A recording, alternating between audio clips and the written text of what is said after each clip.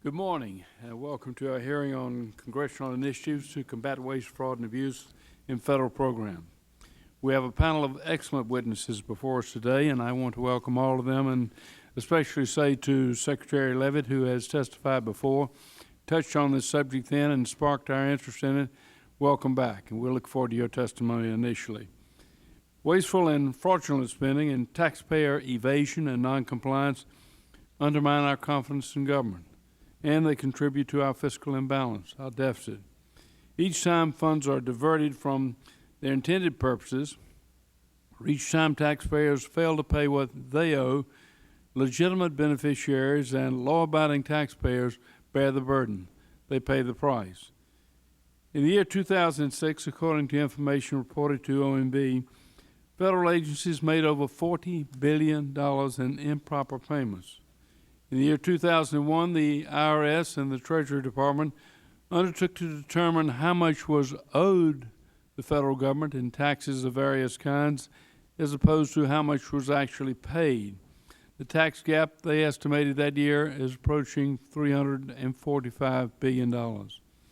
If only a fraction of these costs can be recovered, we could make a significant reduction in the federal deficit and make room for needed and, I think, long-neglected investments across the board in our nation's future.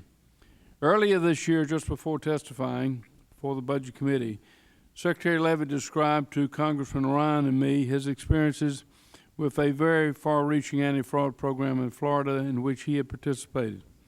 He told us that if the Congress agreed to provide additional funds dedicated to cracking down on Medicare and Medicaid fraud, the money would be well spent and returned several times over. Well, Mr. Secretary, we got the message, and we responded with $200 million of additional compliance money for your agency, and we would like to hear you elaborate upon how that can be used to good effect this year.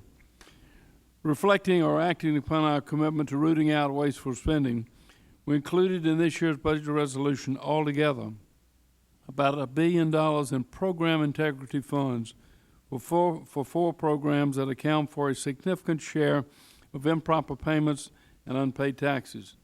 These include $283 million HHS, the Healthcare Fraud and Abuse Program, continuing disability reviews and SSI redeterminations, the Social Security Administration, $203 million, IRS tax compliance, $406 million, unemployment insurance, $40 million, to oversee and investigate improper payments beyond eligibility.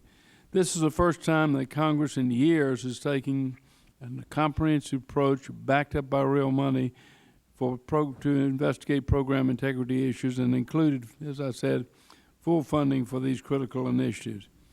The object of our hearing today is to help us understand better the source, the extent, the cause of improper payments, taxpayer evasion and noncompliance, how federal agencies intend to use additional enforcement resources, the return on investment that we can reasonably anticipate from this initiative, and what additional changes Congress could consider to further cut down on wasteful spending.